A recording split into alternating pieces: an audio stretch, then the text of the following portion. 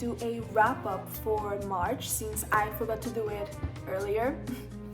And I'm a little bit surprised how much I read in March. Now that I actually put all the books together, made a pile, like I didn't really register how many books I read, but actually more than the books, how many pages, because I usually read either shorter books, or if I do read a longer one, it might take me like the whole month, but I'm a little shocked. So on the month of March, I read 5 books. Whoa! And I'm gonna go in order of when I read them.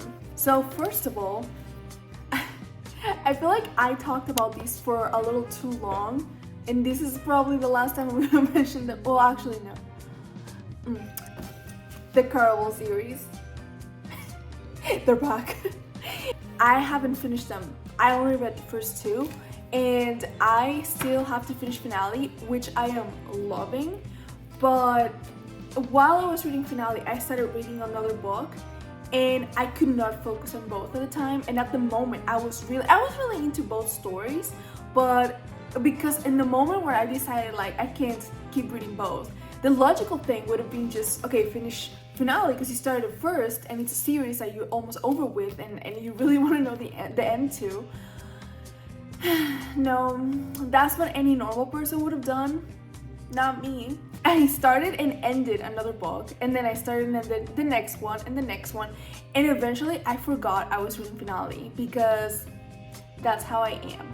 So I am loving it. This is not me being done or being tired with it, it's just me being empty here. Okay, so Caraval series, it was an amazing experience. The main character, Scarlett, I don't think she's a bad main character at all. It's just her choices are, and I do think she has really good chemistry with the characters in the first book, specifically with Jillian. But her alone as a character, I'm gonna be honest, I prefer Tella. And Tella, her sister, is the main character for the second book, Legendary. So we kind of rotate between first Scarlett, then Tella being the main characters. Usually, I don't like that. Like if I'm already attached to a character, I want to stay with them, but it was done really well. And honestly, when I read the first book, I didn't love Tella. So I'm so glad she was the main character for Legendary because it made me change my mind on everything. The plot twists are really, really good. I do think in Legendary, this is not necessarily a complaint, but it was a little bit confusing for a little bit because obviously the main plot is the Caraval game, but I feel like in Legendary we got a bunch of new information on this world about things that are also going on that are not really related to the game.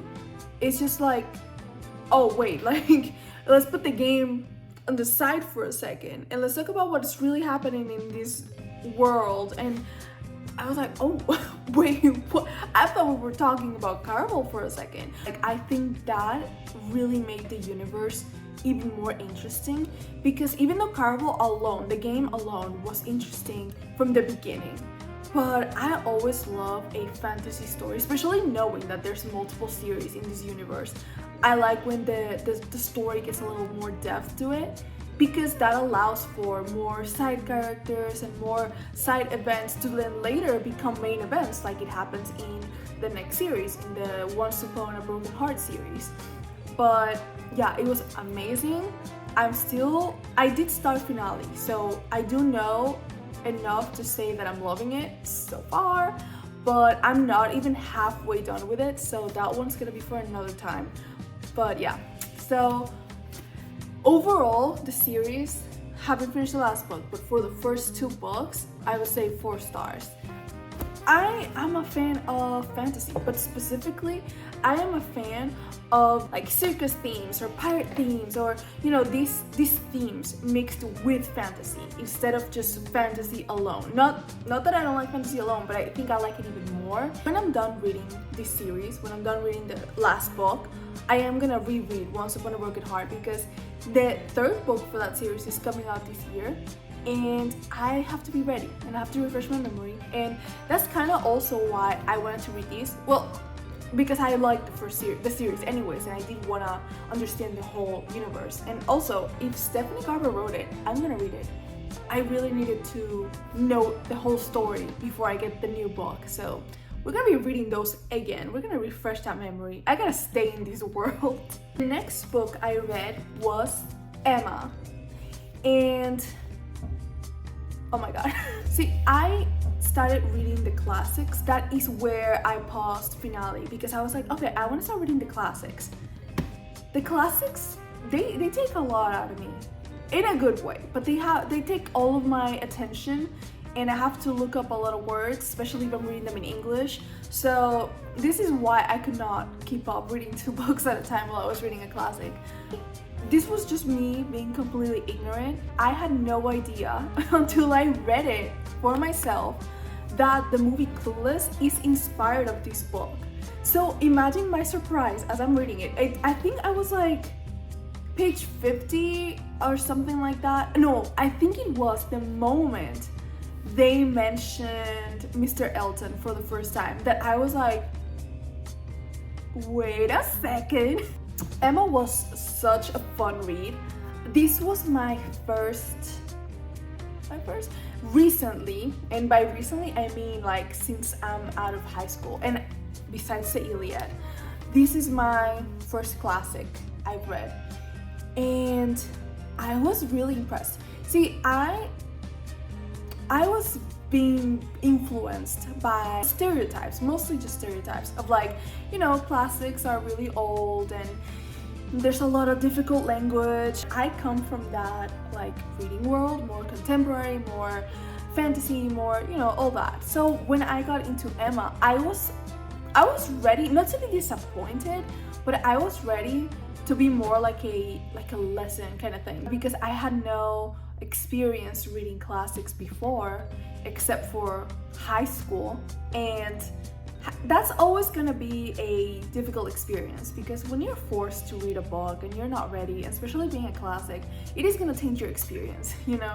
It's one thing if you already enjoy that, but or if you happen to, you know, find one that clicked with you, but at the time I was not ready, so my mind was not excited even though I wanted to give it a chance. So I started reading, and I was really surprised because, and I think this is kind of funny, these books are so full of drama and full of tea, and a lot is going on, but I feel like this book is just like reading any modern drama, just like old language, you know, which was super funny to read like gossip in that kind of language. I think it was so fun.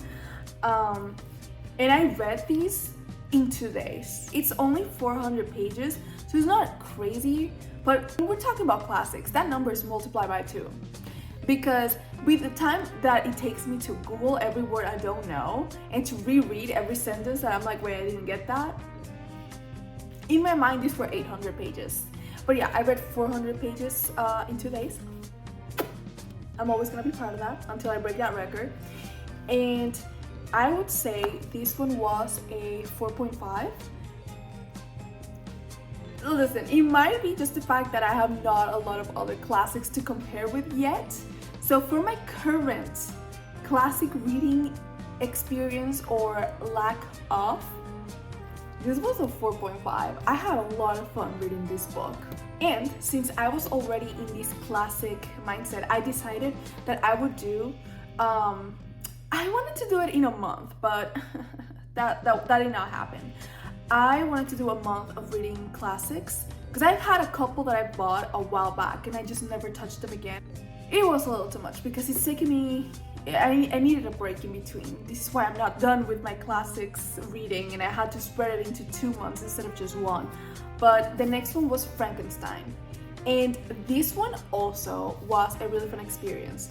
I had read Frankenstein before in high school, and I would be lying if I said I remembered anything of the book. I know the basics, I know what you can see in movies. While reading Frankenstein, I had that opportunity to kind of replay the movie in my head because I've watched that movie so much. I memorized every single scene, so I know everything that happens in the movie. So as I'm reading it, I'm kind of visualizing the movie, and I can kind of compare like, oh wait, all the things that I thought about Frankenstein, are either wrong or are just partially true.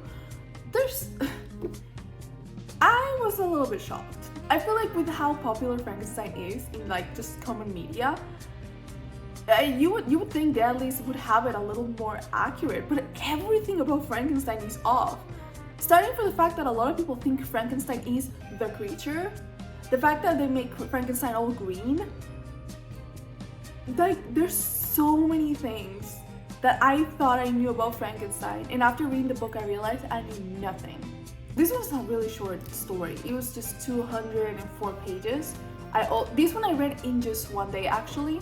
It did take me all day, but I read it in a day and it was fun. It wasn't like reading anything new, and it was a little different from Clueless, from Emma.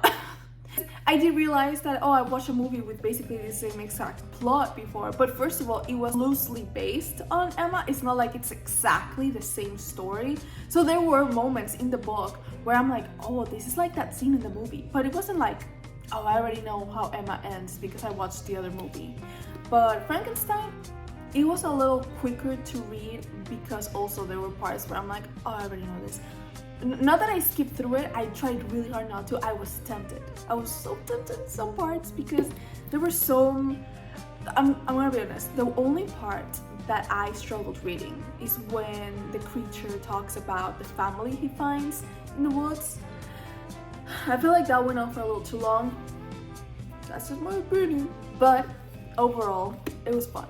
This one, I'm gonna say it was a 3.5 because even though the story was amazing, I feel like the fact that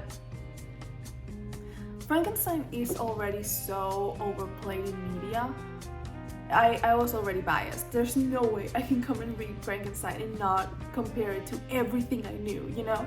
So it was a little hard for me to do that, and that's a me problem. That's not Mary Shelley's problem. But yeah, I would say 3.5 for Frankenstein. I got this little poetry book. It's called Our Little Black Book by Ren Ivy. And she actually contacted me on Instagram and told me about her book, so I immediately went to grab it.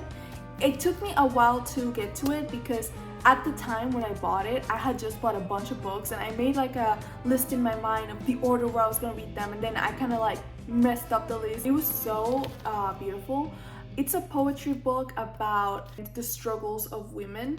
I will say there are a couple strong topics, so if you want to read it, just be aware of that.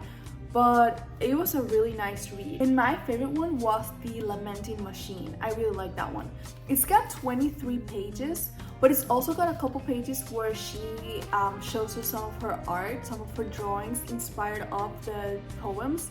So the actual reading is 16 pages. So it's a short book. You can read it in just a couple minutes, but it's really beautiful. I liked it. I feel like before I end it, I do have to make one honorable mention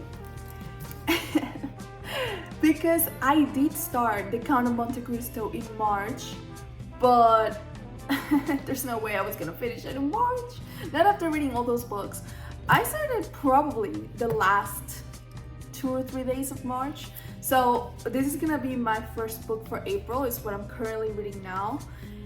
As you may be able to see, I am not reading it as fast as I thought I could. I am currently on page 70. I had the goal, the very foolish goal of reading 200 pages a day so that I could finish it in a week. Yeah, I really thought I was able to do that, but I wasn't. It's such a fun read though. Same as I said with Emma, I went into this one just thinking it was gonna be an interesting story, more of the perspective of, you know, learning more about this kind of literature, this classic French literature. And I like to learn, you know, so I went in more like a school mindset, you know, like, oh, we're gonna learn. I did not really expect to be really into the story itself, at least not at the beginning.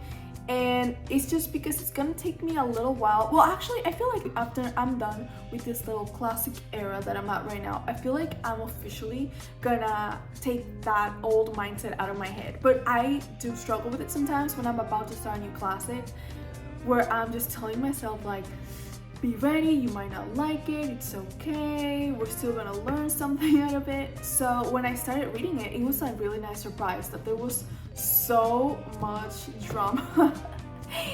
Can you tell I like drama? There's a lot going on, and the character Dante, I immediately liked him. I know that's the point, that he's supposed to be really likable and this amazing guy. But usually, you know, characters like that, you can see through them, you know. I know what you're trying to do here. But with Dante, I genuinely felt like, oh my god, I want to protect him. The Count of Monte Cristo is about this guy, Edmond Dante. He has the perfect life. He's a nice man. He's got this beautiful girlfriend that's super in love with him, fiance actually. He's just become the captain of his ship. He's got it all. But some of the other men in his life are jealous of him because of different reasons. One is in love with his girlfriend, another one thought he was gonna get promoted captain instead of Dante. There's a lot of reasons why they envied him, so they team up and they get him wrongly imprisoned. I literally just got to the part where he goes to jail. But I do know, because it's a classic, you know, there's not a lot of spoilers when it comes to classics, but I actually do not know a lot about this book, except for the fact that after he does get out of jail, his story becomes a story of revenge against those people that got him imprisoned. So we love a good revenge story. We love a good drama. We love a messy situation, and it's already getting messy. So I'm really excited to continue reading it. This one does have a little more of that vocabulary that requires me to look up words. That didn't really happen a lot with Emma, I noticed. Or, you know, Frankenstein did have a little more vocabulary, but this one takes me a long time just to be done with one page. I'm reading, and after I'm done with the page and I'm ready to go to the next one is when I finally realize, like, wait, I've been here for 30 minutes and I have not turned a single page until now. And that drives me a little bit crazy. And I am a little intimidated by the size of this book. This one I won't be done reading this one for a while. I really wanted it to be like, oh, my next video for the classics. No, this one is not coming anytime soon. Don't wait for it. Don't stay up waiting for her. Just, she's gonna come when she's ready. So these were my books that I read in March. I had a really, really good reading month, and I had just come out of a reading slump that I had in January and February, where I read, I think, like 3 books in between those 2 months. It was rough. So the fact that I read these five books and a little bit of Count of Monte Cristo in March, I feel really happy. Like, it was a little bit of a struggle sometimes, but I'm so proud of myself and I'm so glad that I did it. But yeah, I had a really great reading month, and I am really hoping that April will be great as well. So far, the only books that I have planned, because I have not worked on my TBR for April, and I'm trying because I'm still reading the Count of Monte Cristo and I know that one's gonna take a lot. I'm gonna be really easy on myself for April. I'm not gonna try to match March, and I'm not gonna try to make a whole list of books. I'm just gonna have some options for in case I do finish the Count of Monte Cristo a little faster than I'm expecting to. The only other book that I have in mind to read for the month of April is A Parisian Affair and Other Stories that I got just a couple weeks ago, just to continue with that classic vibe. But the next book that I had planned was the Iliad and the Odyssey. There is no way that I am gonna read the Iliad and the Odyssey on the same month that I'm reading the Count of Monte Cristo. So those are gonna have to wait until May. But yeah, so this was my wrap up for March. I hope you enjoyed, and I'll see you next time.